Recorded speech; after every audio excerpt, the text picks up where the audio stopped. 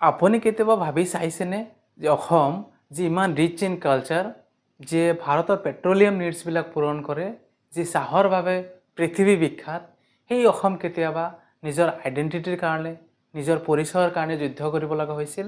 সেই মানুহবিলাকনো কোন আছিল যিবিলাকে হাতত বন্দুক তুলি ল'ব লগা হৈছিল ভাৰতৰ পৰা অসমক ছেপাৰেট কৰাৰ কাৰণে? আহকচোন আজি কথা পাতিম ULFA United Liberation Front of Asom তাৰে বিষয়ে, যি আছিল the most rebellious and controversial group in the history of North East India. সকলোলৈ নমস্কাৰ।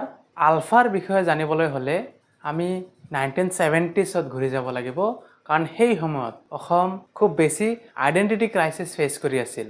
আৰু তেতিয়া অসমীয়াবিলাকে ভাবিবলৈ বাধ্য হৈছিল যে অসমৰ যিবিলাক লেণ্ড ৰিচোৰ্চেছ, বিভিন্ন ধৰণৰ সম্পদ, সেই সম্পদবিলাক বেলেগে শোষণ কৰি আছে, এস্পেচিয়েলি চেণ্ট্ৰেল গভৰ্ণমেণ্ট। আৰু সেইকাৰণে যদি অসম খুব ৰিচ আছিল, ইয়াৰ কালচাৰ, ৰিচোৰ্চেছ ইত্যাদি, যেনেকৈ অসম আছিল টিৰ কাৰণে বিখ্যাত, পেট্ৰলিয়াম নিডছবিলাক পূৰণ কৰিছে ভাৰতৰ, চাহ, কাঠ ইত্যাদি, তথাপিও কিন্তু অসমীয়া মানুহবিলাক দিনে দিনে গৰীবৰ পৰা আৰু গৰীব হ'ব ধৰিছিল। এনেকুৱা চব ইছ্যুজবিলাক ছল্ভ কৰাৰ কাৰণে 7 এপ্ৰিল 1979ত শিৱসাগৰৰ ৰংঘৰত এটা মিটিং হৈছিল অল আছাম ষ্টুডেণ্টছ ইউনিয়নৰ। আৰু সেই মিটিঙতে কেইজনমান ইউথ ছেপাৰেটলি ছিক্ৰেটলি এটা মিটিং কৰিছিল।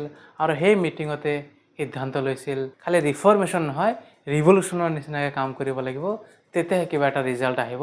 আৰু তেনেকেই সেইদিনা ফৰ্ম হৈছিল আলফাৰ। তাৰে ফাউণ্ডাৰ মেম্বাৰবিলাক আছিল পৰেশ বৰুৱা, অৰবিন্দ ৰাজখোৱা, অনুপ চেতিয়া ইত্যাদি। তেওঁলোকৰ মুখ্য উদ্দেশ্য আছিল যে অসমক ভাৰতৰ পৰা ছেপাৰেট কৰি এটা ইণ্ডিপেণ্ডেণ্ট দেশ হিচাপে গঠন কৰা, আৰু সেই সময়ত আলফাক মানুহে টেৰৰিষ্ট হিচাপে নহয়, ফ্ৰীডম ফাইটাৰ হিচাপেহে জানিছিল, যে কোনোবাই বাহিৰা শোষিত মানুহৰ এগেইনষ্টত কমচে কম থিয় হৈ আছে বুলি।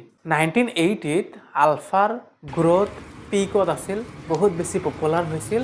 আৰু তেতিয়া তেওঁলোকে আৰ্ম ইউনিট ফৰ্ম কৰিব আৰম্ভ কৰিছিল আৰু ফাণ্ড কালেকশ্যন আৰম্ভ কৰিছিল। ইভেন গাঁৱে গাঁৱে আলফাৰ ট্ৰেইনিঙো দিয়া আৰম্ভ কৰিছিল। 1986ত তেওঁলোকে আৰ্ম উইং ষ্টাৰ্ট কৰিছিল, যাৰ নাম দিছিল সংযুক্ত মুক্তি ফৌজ, যাৰ মানে আছিল ইউনাইটেড লিবাৰেশ্যন আৰ্মি। তেওঁলোকে অস্ত্ৰবিলাক বিশেষকৈ পাকিস্তানৰ পৰা কিনিব লগা হৈছিল, কিন্তু তাৰে কাৰণে যে ফাণ্ড লাগিছিল, সেই ফাণ্ডৰ কাৰণে কিডনেপিং, বেংক ৰবাৰী আৰু বিভিন্ন ধৰণৰ বিজনেছমেনবিলাকক বাধ্য কৰাইছিল চান্দা দিয়াৰ কাৰণে।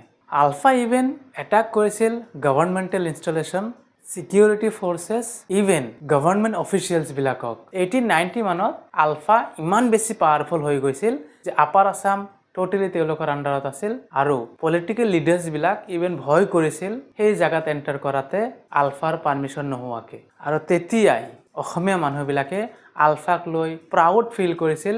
এট দ্য ছেইম টাইম মনে মনে এটা ভয়ৰো সৃষ্টি হৈছিল। 2000 চনত আলফা ইণ্টাৰনেলি দুটা ভাগত ভাগ হৈছিল, আৰু তাৰে এটা ভাগ আছিল আলফা প্ৰ'টক্স গ্ৰুপ আৰু এটা আছিল আলফা ইণ্ডিপেণ্ডেণ্ট। আলফা প্ৰ'টক্স গ্ৰুপ, যাক লিড কৰিছিল অৰবিন্দ ৰাজখোৱাই, আৰু আলফা ইণ্ডিপেণ্ডেন্স, যাক আলফা স্বাধীন বা আলফা আই বুলি কোৱা হয়, সেইটো লিড কৰিছিল পৰেশ বৰুৱাই। 2011 চনত আলফা প্ৰ'টক্স গ্ৰুপে ভাৰত চৰকাৰৰ লগত নেগচিয়েশ্যন কৰিব চেষ্টা কৰিলে, আৰু সেই নেগচিয়েশ্যনত আলফা প্ৰ'টক্সৰ যিটো ডিমাণ্ড আছিল, সেইটো আছিল যে অসমত অট'নমাছ কৰি ৰাখিব লাগে, আৰু অসমৰ যিটো আইডেণ্টিটি সেইটো সদায়ৰ কাৰণে প্ৰিজাৰ্ভ কৰিব লাগে বুলি। কিন্তু আলফা ইণ্ডিপেণ্ডেন্সে নিজৰ সেই পুৰণা ধৰণৰে বন্দুকৰ যুদ্ধবিলাক চলাইয়ে গ'ল, আৰু অকেজনেলি মাজে মাজে এটেক্সবিলাকো কৰিব ধৰিলে। আজিৰ কাৰণে এইখিনিয়ে।